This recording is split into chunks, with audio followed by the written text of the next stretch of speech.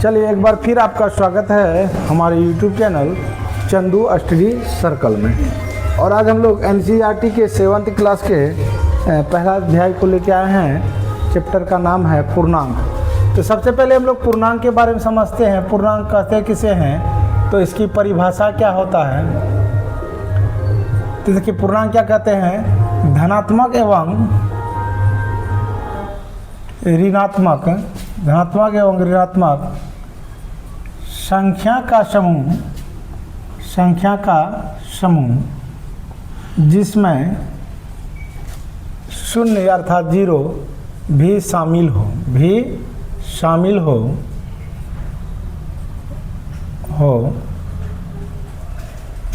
उसे पूर्णांक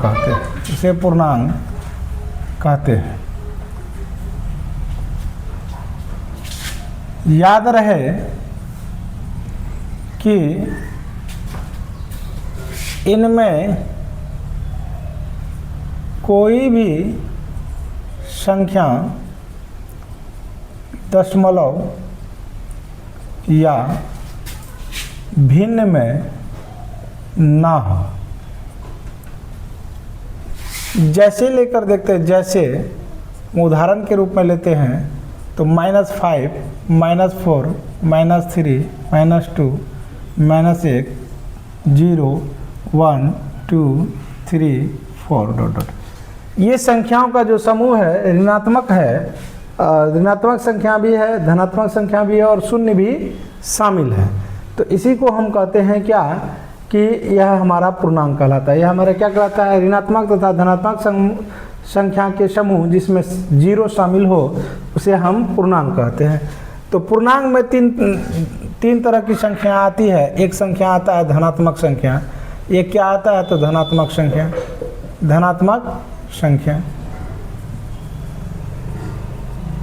धनात्मक संख्या किसे कहते हैं, वे संख्या जिसके साथ प्लस चिन्ह छिपा हुआ, जिसके साथ क्या हो प्लस चिन्ह, +1, +2 इस तरह से यहाँ प्लस चिन्ह क्या होता है, हर संख्या के पीछे छिपा होता है। उसी तरह +3 ... ये धनात्मक संख्या हो गया। ऋणात्मक संख्या किसे कहते हैं, तो ऋणात्मक संख्या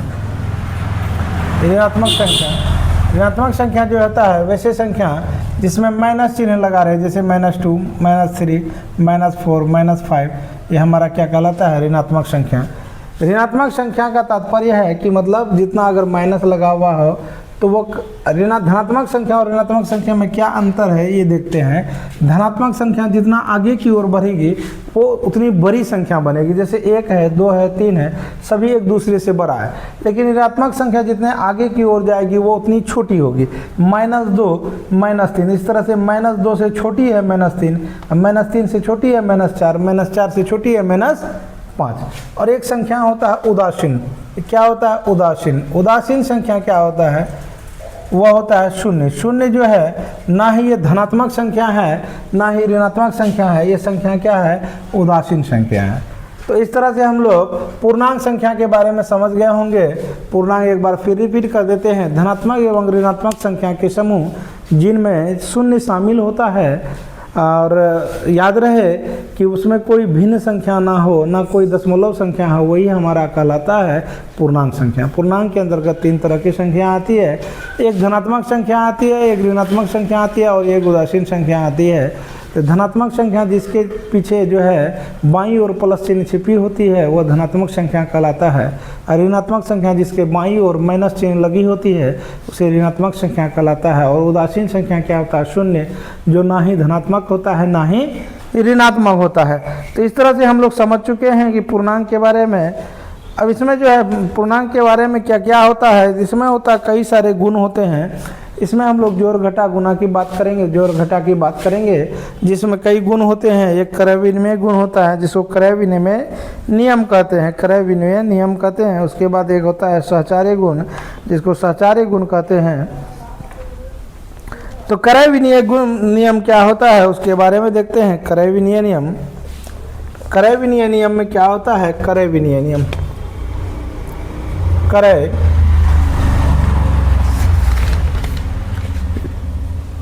विनिमय गुण। क्रय विनिमय गुण क्या होता है? क्रय विनिमय गुण में क्या होता है कि आपस में दो संख्या एक दूसरे के बराबर में जुड़ी होती है, ए प्लस बी बराबर तो बी प्लस ए। इस तरह से ये संख्या उल्टाया हुआ होता है, ये क्रय विनिमय नियम हो गया। क्रय विनिमय नियम के अंतर्गत आता है। ये संख्या हो सकता है कि ऋणात्मक में भी हो, धनात्मक भी हो, तो ये योग का क्रय विनिमय नियम हो गया। क्या हो गया? योग का क्रय विनिमय नियम। उसी तरह होता है सहचार्य नियम। क्या होता है? सहचार्य नियम या सहचार्य गुण। सहचार्य गुण, सहचार्य गुण। सहचार्य गुण में क्या होता है? सहचार्य गुण में देखेंगे तो इसमें क्या होता है, कुछ संख्याएं जो होता है आपस में बराबर होता है तो बस ब्रैकेट के अंदर बनी रहती है, जैसे -5 और फिर प्लस बड़ी ब्रैकेट -3 प्लस फिर -2। अब बराबर यहाँ क्या हो जाएगा, बस इसी जगह थोड़ा पलट जाता है, ये -5 प्लस फिर -3, ये ब्रैकेट के अंतर्गत आ गया और इधर की संख्या जो है -2 ये ब्रैकेट से बाहर चले गया। तो इसी को हम क्या कहेंगे? सहचार्य गुण कहेंगे। इसी को क्या कहेंगे? सहचार्य गुण करेंगे। उसके बाद आता है योज्य तत्समक गुण। क्या होता है? योज्य तत्समक, योज्य तत्समक, योज्य तत्समक। योज्य तत्समक गुण में क्या होता है, किसी भी संख्या में अगर हम शून्य जोड़ते हैं वो योज्य तत्समक गुण कहलाता है। जैसे -8 प्लस शून्य करेंगे तो मान क्या हो गया? -8 हो गया। उसी तरह अगर हम ले ले 5 में अगर हम +0 जोड़ देते हैं तो मान क्या हो गया? 5 हो गया। यह हमारा योज्य तत्समक गुण हो गया। अब इतना हम समझ चुके हैं। अब हम लोग जो है प्रश्नावली 1.1 को देखेंगे। प्रश्नावली 1.1 को देखेंगे। चलिए एक ही वीडियो में पूरा प्रश्नावली 1 समाप्त कर दिया जाएगा और धैर्य बनाकर और वीडियो को स्किप ना करेंगे और ध्यान से देखेंगे, पूरा कंसेप्ट क्लियर हो जाएगा। प्रश्नावली 1.1 क्या कहता है? प्रश्नावली 1.1, प्रश्नावली 1.1 में कहता है ऐसा पूर्णांक लिखिए जिसका, पहला प्रश्न है ऐसा पूर्णांक लिखिए जिसका, क्या जिसका नंबर, ये सवाल है, योग -7 हो। योग क्या हो? -7 है। अब बी नंबर सवाल है, कहता है अंतर -10 हो। अंतर क्या हो? -10 है। 80 नंबर कहता है योग क्या हो? तो योग हमारा 0 हो। तो इस तरह से देखते हैं कि यानी कि ऐसे कोई दो संख्याओं को जोड़ना है जिसके जोड़ने से हमारा मान कितना आ जाए, तो उसका मान क्या आ जाए? -7 आ जाए। ऐसी कुछ दो संख्याओं को जोड़ना है तो ऐसी दो संख्या हम ले सकते हैं कि -2 और -5, या ले सकते हैं -3 और -4। इसका स्पष्टीकरण देखते हैं। स्पष्टीकरण करके दिखाते हैं कि -2 में जोड़ना है क्या? -5। तो देख लीजिए क्या मान निकलेगा? -2 प्लस माइनस -5। तो इस तरह से हमारा क्या हो गया? -7 आंसर प्रूव्ड हो रहा है। -7 प्रूव्ड हो रहा है। इसलिए इसके लिए आंसर क्या होगा? ये आंसर हो सकता है, ये आंसर हो सकता है, और भी आंसर हो सकता है -1, -6, ये भी आंसर हो सकता है। तो दो संख्या को योग करने पर हमारा मान क्या आना चाहिए? -7 आना चाहिए। एक का हम स्पष्टीकरण करके दिखा चुके हैं। अब दूसरा बी नंबर सवाल में क्या कहता है? अंतर क्या हो जाए? 10 हो जाए। यानी घटाने पर मान क्या आना चाहिए? 10 होना चाहिए। तो इस तरह से वो संख्याएं क्या क्या हो सकती है? तो चलिए -2, +8 हो सकता है, +8 हो सकती है। इसी तरह से -3, +10 हो सकता, 7 हो सकता है। मतलब ये जानिए कि ऐसी संख्या लिखना है कि जिनका हम चिन्ह को छोड़ देते हैं थोड़ी देर के लिए, ये जानिए कि हम इनका योग 10 होना चाहिए। चलिए यहाँ कर आप 8 2 10, 7 3 10। इसी तरह हमारा -4 अब प्लस क्या हो सकता है? 6 हो सकता है। तो इस तरह से 6 4 10 हो रहा है। इसका स्पष्टीकरण देखते हैं। स्पष्टीकरण करके दिखाते हैं। स्पष्टीकरण करते हैं तो देखिए क्या कहता है? -2 में क्या करना है? घटाना है। कितना घटाना है? +8 को घटाना है तो मान -10 आना चाहिए। देखिए -2 प्लस -8, तो इस तरह से हमारा क्या हो गया? -10 हो गया। ये हम प्रूव करके दिखा रहे हैं। ये स्पष्टीकरण क्लियर हो रहा है। अब कह रहा है कि योग 0 हो। क्या हो? जोड़ने पर क्या हो जाए? 0 हो जाए। जोड़ने पर क्या हो जाए? तो 0 हो जाए। तो वो संख्या हमारा क्या हो सकता है? मान लीजिए -5 और +5 को अगर जोड़ेंगे तो 0 हो जाएगा। इसी तरह हो सकता है -2 और +2 को जोड़ेंगे तो क्या हो जाएगा? 0 हो सकता है। इसी तरह -6 कोमा प्लस 6 को जोड़ेंगे 0 हो सकता है, या 6 कोमा माइनस 6 को जोड़ेंगे तो 0 हो सकता है। चलिए इसका स्पष्टीकरण करते हैं।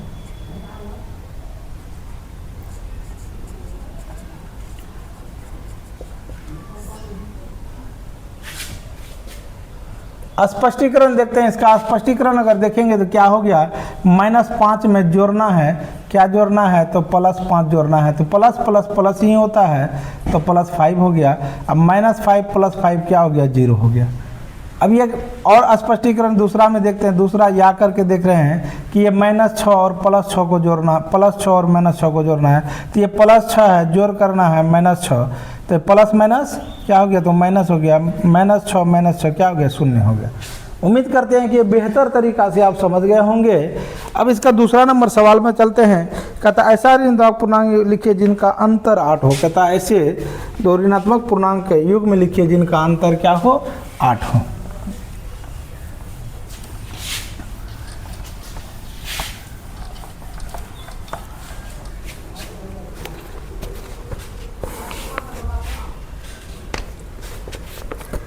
चलिए 2 का ए नंबर सवाल क्या कह रहा है कि एक ऐसा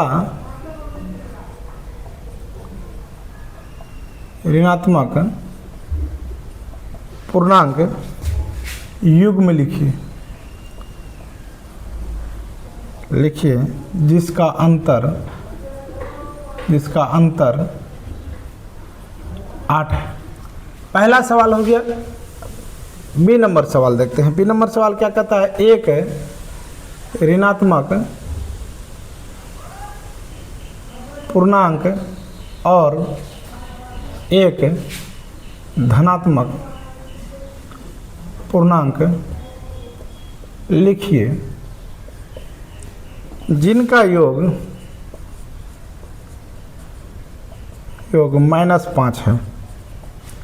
और सी नंबर सवाल क्या कहता है, सी नंबर सवाल कहता है एक ऋणात्मक पूर्णांक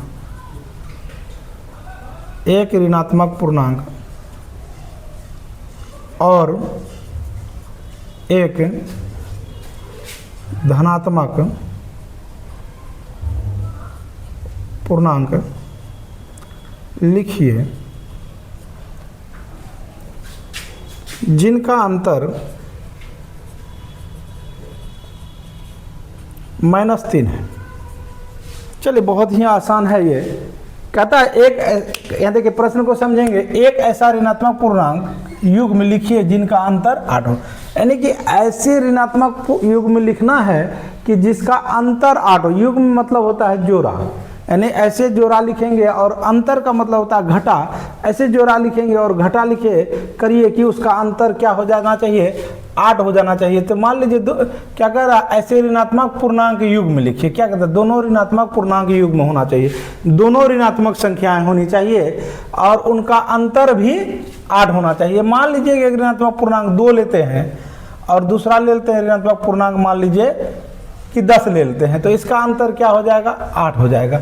तो देखिए कैसे, -2 माइनस, ये माइनस मान पहले से दिया हुआ है 10, तो इस तरह से क्या हो गया, -2 माइनस माइनस +10।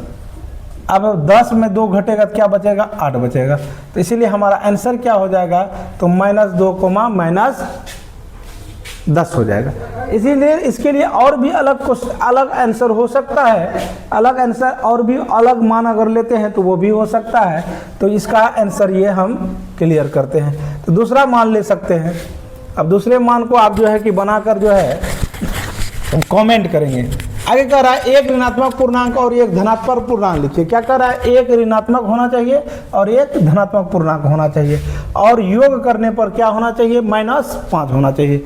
एक ऋणात्मक संख्या हो और एक धनात्मक संख्या हो और जोड़ने पर क्या होना चाहिए, तो वो क्या होना चाहिए, कहता है -5 होना चाहिए। चलिए मानकर चलते हैं कि एक संख्या -10 है और दूसरा संख्या +5 ले लेते हैं और इनका योग करने, यही हमारा आंसर हो गया। इसका योग करने पर कितना आना चाहिए, -5 आना चाहिए। चलिए देखते हैं, -10 और प्लस, फिर +5 करते हैं तो -10 प्लस प्लस प्लस ही होता है +5, यानी कि -10 + 5 यानी 10 रुपये हमारे पास कर्ज है, फिर 5 रुपये आमदनी है, तो अभी भी हमारे पास कर्ज है 5 रुपये बचेगा। ये प्रूव हो रहा है, ये स्पष्टीकरण क्लियर हो रहा है। तो इसलिए इसका ये आंसर हो गया।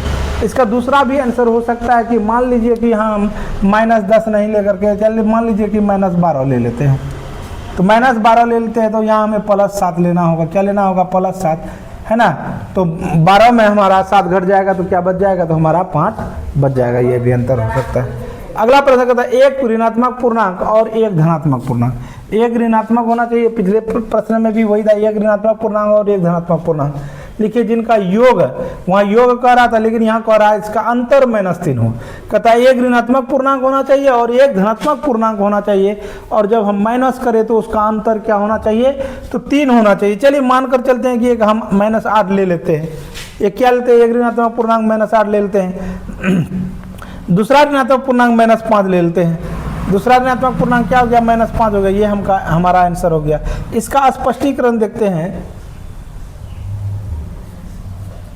इसका अगर स्पष्टीकरण देखेंगे तो इसका योग क्या कह रहा है कि अंतर 3 होना चाहिए। चलिए -8 में अंतर करेंगे, फिर ये -5 है, तो देखिए हमारा क्या है? -8, अब ये माइनस +5, तो अब यह देखिए 5 में अगर 8 घटाते हैं तो हमारा क्या बच जाता है? तो -30 बन जाता है। ये स्पष्टीकरण प्रूव्ड होता है।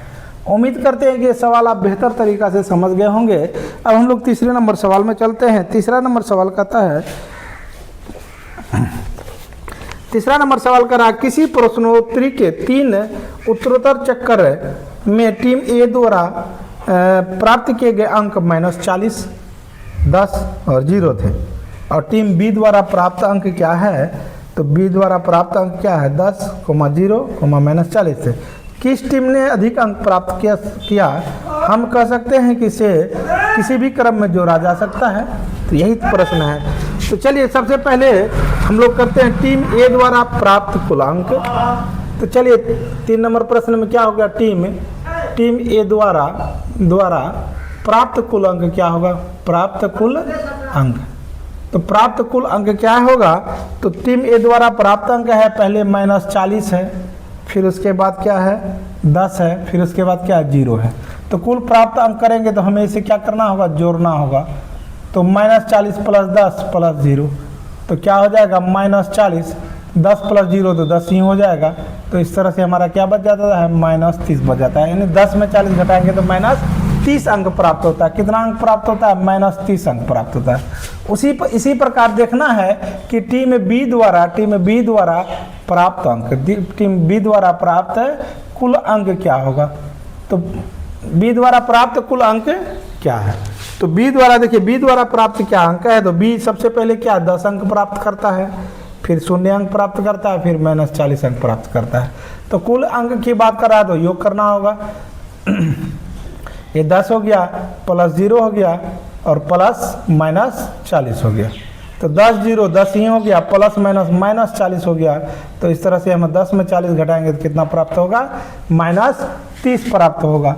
कैसे -30 प्राप्त होगा? देखिए 10 में तो 40 घटता नहीं, ऐसा हम मानते हैं, लेकिन जब ऐसी उल्टी क्रिया आ जाए तो हम उल्टा रूप से घटाते हैं। 40 में 10 घटा देंगे तो क्या बच जाएगा? 30। और बड़ी संख्या के साथ जो चिन्ह होता है हमेशा क्रिया करने के बाद वही उतरता है। हमारा यहाँ बड़ी संख्या के साथ चिन्ह माइनस है, तो इसीलिए हमारा यहाँ चिन्ह माइनस उतरता है। तो यहाँ कहता है क्या हम कह सकते हैं कि किसने अधिक अंक प्राप्त कर दिया? तो हम यहाँ लिखेंगे किसी भी टीम ने अधिक अंक प्राप्त नहीं किया। किसी भी टीम ने अधिक अंक प्राप्त नहीं किया, क्योंकि दोनों टीम ने बराबर अंक प्राप्त किया है। क्योंकि दोनों टीम द्वारा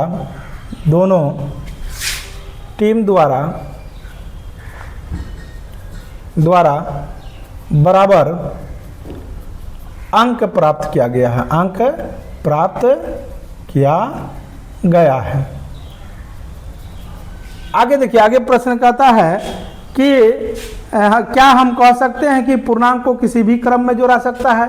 तो हाँ, हम कह सकते हैं कि पूर्णांक को किसी भी क्रम में जोड़ा जा सकता है।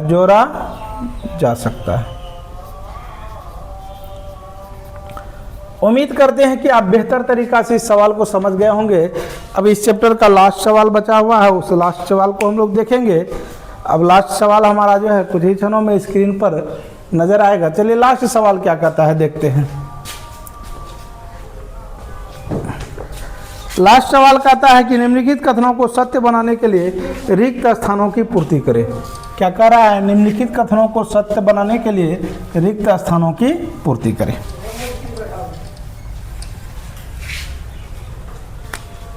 चार नंबर प्रश्न क्या कह रहा है? निम्नलिखित संख्याओं को सत्य बनाने के लिए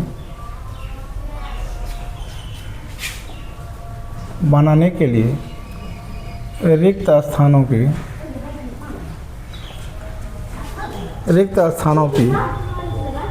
पूर्ति करें। तो जैसे पहला है यहाँ क्या, पहला नंबर है -5 ब्रैकेट बंद, फिर -8 का होल बराबर, इस पर दिया -8 का whole plus dot dot dot, ये रिक्त स्थान दिया है। दूसरा नंबर सवाल है -53 plus dot dot dot dot बराबर -53। तीसरा नंबर सवाल है 17 प्लस डॉट डॉट डॉट बराबर 0। चौथा नंबर सवाल है बड़ी ब्रैकेट 13 प्लस -12 का होल बड़ी ब्रैकेट बंद प्लस डॉट डॉट का होल बराबर 13 प्लस बड़ी ब्रैकेट -12 प्लस -7 का होल ब्रैकेट बंद। और पांचवा नंबर लास्ट सवाल क्या कहता है? -4 प्लस बड़ी ब्रैकेट 15 प्लस -3 का होल बड़ी ब्रैकेट बंद बराबर -4 प्लस 15 बड़ी ब्रैकेट बंद प्लस डॉट डॉट डॉट, इस तरह से दिया हुआ है। तो इस कथन को सत्य बनाने के लिए क्या कहता है? सत्य बनाने के लिए रिक्त स्थानों की पूर्ति करें। तो ये जो पहला कथन है, ये पहला कथन जो देख रहे हैं ये क्या है? क्रय विनिमय नियम है। दूसरा कथन क्या है? योज्य तत्समक नियम है। तीसरा कथन क्या है कि तीसरा कथन में जो है क्रय विनिमय नियम है, और ये देखिए सहचारी नियम है। चौथा कथन में क्या है? सहचारी नियम है। तो इस नियम के आधार पर हम देखते हैं कि यहाँ देखिए बहुत आसान है। क्या देख रहे हैं कि इस पार में हम देख रहे हैं कि -5 प्लस 8 है और बीच में प्लस है, -5 -8 है। तो बस यहाँ क्या किया गया? क्रम विनिमय नियम के आधार पर संख्या को पलट दिया जाता है। ये -5 उस पार चले जाएगा, +8 पहले आ जाएगा। तो यही क्या गया? ये -8 है, ये -5 है, तो ये -5 है, तो ये -5 वहाँ भरा चले जाएगा।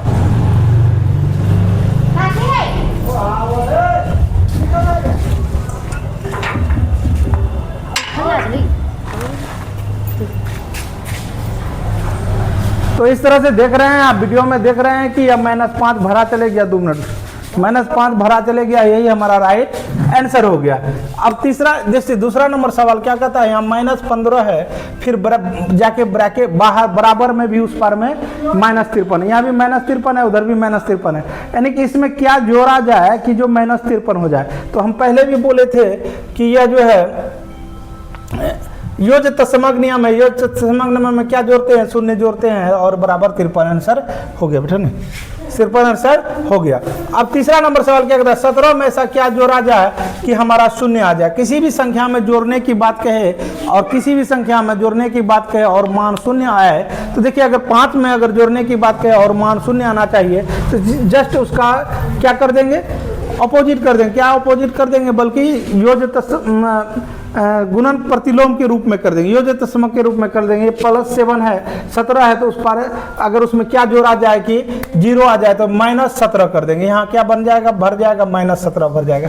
अब यहाँ देखिए इस पर में बड़ी ये सहचारी नियम में है, यहाँ बड़ी ब्रैकेट से बाहर 13 है, फिर क्या है? 12 -12 है, और ये खाली जगह इस पार 13 दिख रहा है, -12 दिख रहा है, तो क्या मिसिंग है, तो ये -7 यहाँ जो दिख रहा है इस पार में वो मिसिंग है, तो यहाँ -7 भर देंगे, यही हमारा राइट आंसर हो जाएगा। उसी तरह इस पार में देखेंगे -4 है, फिर +15 है, -3 है, तो यहाँ देख रहे हैं कि इस पार में देखिए तो -4 है, +15 है, तो मिसिंग क्या है, तो मिसिंग इस पार में -3 है और इस पार में -3 नहीं है, और ये -3 भर देंगे। इस तरह से हमारा सेशन क्या हो गया, आज समाप्त हो गया। उम्मीद करते हैं कि यह सेशन आपको बहुत पसंद पड़ा होगा। अगर पसंद पड़ा होगा तो लाइक, शेयर और कमेंट करेंगे। आज के लिए इतना ही, थैंक यू वेरी मच। फिर कल हम वीडियो लेकर आएंगे 1.2 को।